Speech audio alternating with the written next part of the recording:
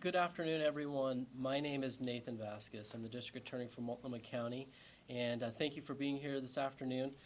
We're here today to announce that from the District Attorney's Office perspective, we have filed charges in the case involving the fire that occurred at the Mill Park neighborhood. This is, of course, the fire that damaged Councilor Avalos' home. And after a thorough review of the evidence, the District Attorney's Office has determined that the appropriate charges for this case will be reckless burning, and then 3 counts of criminal mischief in the second degree. A probable cause affidavit is in the process of, it's been filed, and it will outline kind of the basis for these criminal charges. Throughout this process, the District Attorney's Office, and particularly my Deputy DA, Mackenzie Ludwig, has worked very closely with the Portland Fire Bureau and the Portland Police Bureau in what has been a very careful and thorough investigation. And as a result of that, as I think has been reported, an individual has been arrested, and we are proceeding forward. I want to take a moment and just say that I particularly appreciate the work that Portland Police put into this, as well as the Portland Fire Bureau.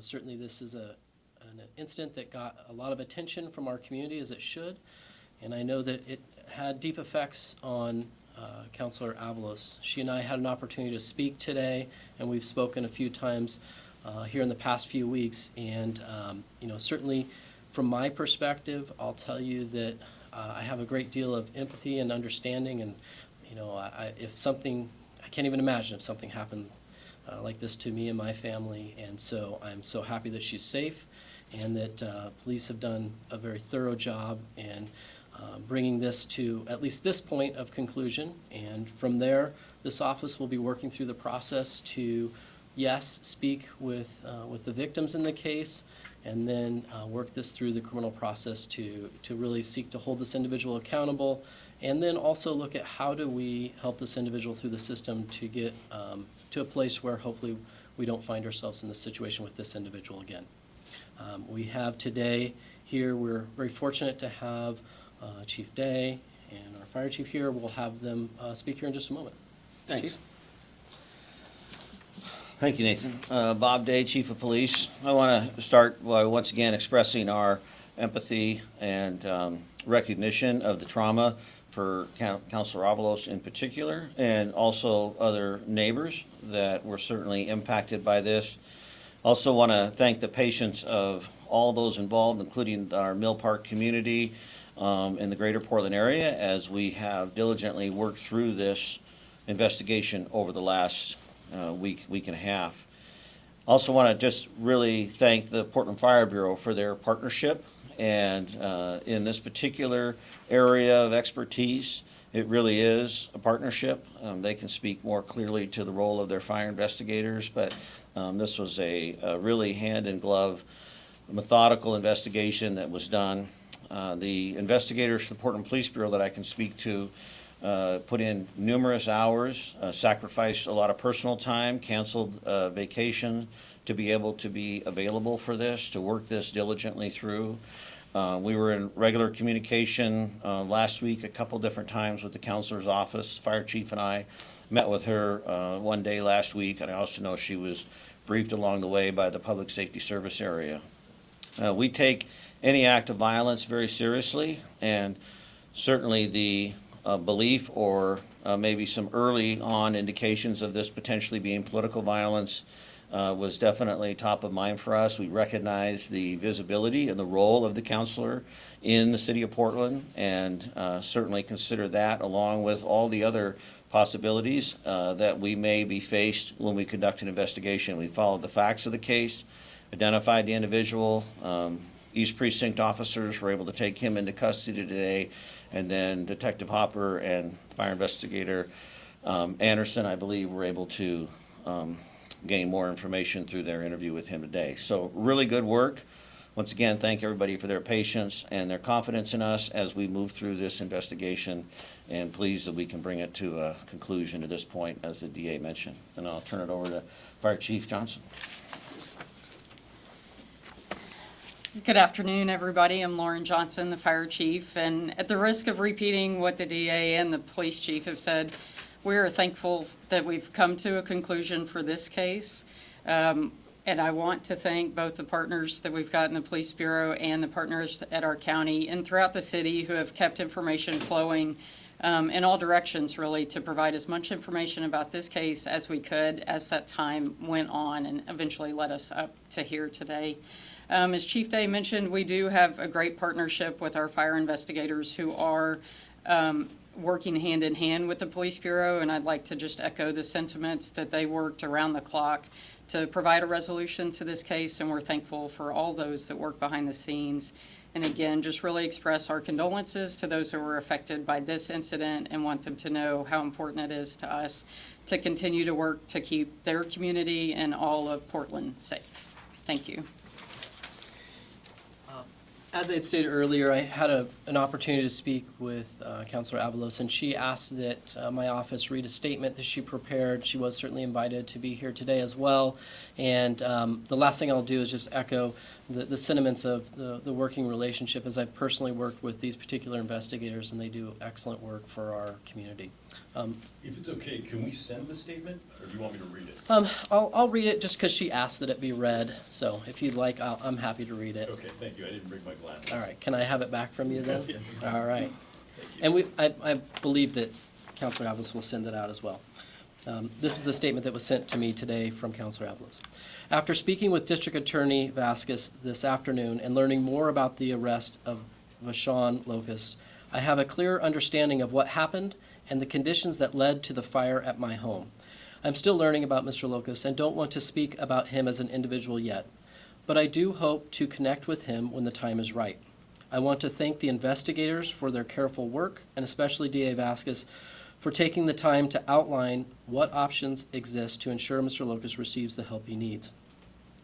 When I asked for patience and cautioned against speculation last week, it was because we are living in a moment where deeply rooted, preconceived ideas about homelessness are being reinforced and weaponized against our most vulnerable neighbors. Across the country, we're seeing the dehumanization of people experiencing homelessness pushed at the highest levels of power used to justify cruelty instead of care, and that national climate inevitably shapes how we see and treat one another here at home. This was an act that caused real harm and disruption to my life and others, and it's important that we find a path forward that centers both healing and responsibility, but it's also a reminder that far too many of our neighbors are living in crisis, people navigating untreated mental illness, addiction, and poverty in a system that failed to catch them before they fall. My hope is that we can hold space for both compassion and accountability and recommit to addressing the conditions that make tragedies like this possible in the first place. It's a statement of Councilor Avalos. At this time, if it's okay, we'll make some time for questions. Go ahead. Ariel Yakabazi with Point 6 News. Happy to see you all here, and thank you for sharing all of the information. I know that this was a pretty high-profile case. It made a lot of headlines of a potential arson at first, and I just want to make sure that we're clear. This is not being investigated as an arson anymore? And then also, the second part to that question, because a city councilor's property was damaged, did this ramp up the timeline for an arrest, investigating, that sort of thing? I'm happy to answer that if you'd like, Chief Day. I'll say that this didn't change the timeline. Having worked with these particular investigators before, they are very diligent, and what they have always exhibited is an interest in that when a fire happens, they quickly try to get right to not just the cause of the fire, but what led up to it and all those things. So I've seen that done countless times before. And then the first part of your question was kind of the arson component. Certainly this was investigated as an arson. As is with all criminal investigations, they are looking to follow the evidence, and through the course of this investigation, it was determined that a reckless burning was the appropriate charge, and kind of how this played out in this particular scenario. Mr. Vasquez, Chief Day, we've been scouring the court record, and it's clear that there was many interactions between law enforcement and the suspect in this case prior to today. Is this a revolving door of justice? I mean, we're seeing clearly many of prior contacts, treatment plans, mental health treatment, and yet here we are today. So this isn't a revolving door. This is one where we've spent a lot of time really trying to address the mental health issues. And I think this case is, I don't want to overstep on this particular individual, but there is a greater issue within our community, and that's mental health and the complexity that goes into that. We have, I think the court record will show that we have made multiple attempts through our mental health court system to address this. It's something that we're talking about in the state legislature, certainly something that we're talking about here locally, looking for different avenues. I can tell you right now, one of my senior deputies went down to Nevada to look at some of their facilities with the sheriff of Clackamas County and Multnomah County to find better options to help those struggling with mental health. And so it's an issue that we are intensely working on, and I think this case highlights some of those challenges. But this isn't a situation of a revolving door of justice. I think it's the complexity of mental health. Chief, anything to add? No, I think he covered it. I think that's fine. Well, if I could ask you a follow-up, sir. My understanding is arson investigators, perhaps this is a better question for the fire bureau, did speak with the suspect in this case, and he cooperated and offered a statement. Can you just one of you can relay a little bit more about what he said? I mean, it sounded like he was trying to stay warm or something like that? I'm not gonna comment on the details of the investigation, at this point. I don't wanna, speculate. I haven't, been in those investigative rooms. I just had been briefed on the fact that we have an arrest and we've developed probable cause and submitted that to the DA's office, but I don't wanna speculate right now on what he said. We'll be sharing that more as we go forward through the court process. Totally understand that, Chief, but of course, motive is such a huge community concern with this case, so is there anything you can add on that? Yeah, we're comfortable, based upon the information we received, that as outlined in the charges, and I'd certainly defer to the DA for that explanation, but reckless burning is not arson, and so we're definitely comfortable in those charges based upon all the information, including the interview that was done earlier today. Yeah, and I'll tell you just so that there's no spoilers here. Well, I guess this is a spoiler. Is that the probable cause affidavit will address that directly. It will tell you exactly kind of the discussion that those investigators had with him. This is a court document, obviously, that we're filing for the probable cause, so it'll be a matter of public record. But in there, this individual talks about the need for a warming fire on a cold night. There was a fire that got out of control. It wasn't, there was no political motivation. There was nothing that indicates he had any knowledge of who lived in the area even. Thank you. I have a question kind of bouncing off of that. This might be a question for you guys as well. High homeless population here in Multnomah County. We can't ignore that. And we're entering the colder winter months, and people are using fires to keep warm and maybe space heaters. And how often do you see maybe incidents like this? Maybe not to this extent because this was a pretty big deal, but how many incidents do you see around this time of year similar to this? Sure. I'm happy to defer to the fire chief. I've looked into this myself, but however you'd like. Yeah, no, I'm happy to answer that just because Chief, preparing. could you come to the microphone, Yes. please? Thank you. Sure.